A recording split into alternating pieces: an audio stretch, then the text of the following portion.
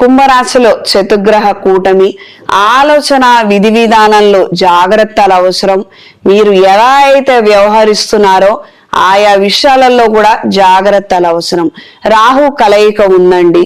మంచేదో చెడేదో తెలుసుకునే అవకాశం అసాధ్యం, ఎవ్వరికైనా కావచ్చు. ఎవ్వరు అన్నది ఏమీ లేదు ఈయనకి.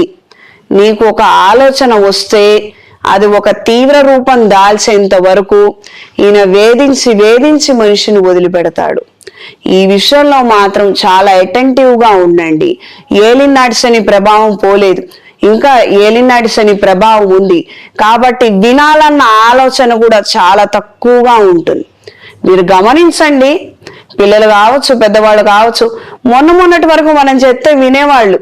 ఈ మధ్య ఏంటో పెడచెవిని పెడుతున్నారు. 1 నిమిషం కాదు కదా, 1/2 నిమిషం కూడా మనం చెప్పిన మాట వినటం లేదు, అసలు చెవికెక్కించుకోవడం లేదు అని అంటారు. ఏలినాటి శని ప్రభావము, శని ప్రతికూల ప్రభావం ఎక్కువగా ఉన్నప్పుడు అసలు మనిషి మాట వినాలనే అనిపించదు. దాని మీద రాహువు ఆయన ఏదంటే ఈయన తానా అంటే తందానా అనేటట్టు వీళ్ళిద్దరి కలయిక వలన ప్రత్యేకంగా ఈ కుంభరాశి వాళ్ళు, మీనరాశి వాళ్ళే ఎక్కువగా సతమతం అవుతుంటారు.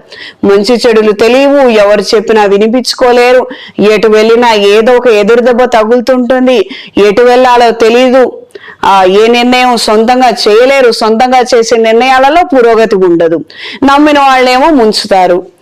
ఎటు వెళ్ళాలి, ఏం చేయాలి, కాస్తంత కష్టమైనటువంటి స్టేజ్ అండి. సాధ్యమైనంత వరకు ఇక్కడ ఏ నిర్ణయం చేసినా, ఏ పని, ఏ వ్యవహారం చేసినా మీ జీవితాలలో మీ జీవితాలను మలుపు తిప్పినటువంటి గురువులను సంప్రదించండి. వాళ్ళని సంప్రదించి మంచి నిర్ణయం చెయ్యండి.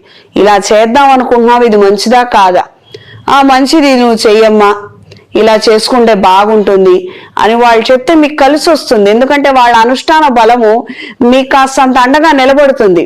అందుకు మీకు కార్యజయం కలిగే అవకాశం ఉంటుంది. జన్మించిన వారు అఘోర పాశుపత హోమాన్ని జరిపించండి. ఈ రాశిలో జన్మించిన వారికి ఈ వారం కలిసి వచ్చే రంగు గ్రే కలర్, కలిసి వచ్చే దిక్కు ఉత్తరం, కలిసి వచ్చే సంఖ్య 4. ప్రతిరోజు దుర్గాదేవి స్తోత్రాన్ని, కాలభైరవ స్తోత్రాన్ని పఠించండి.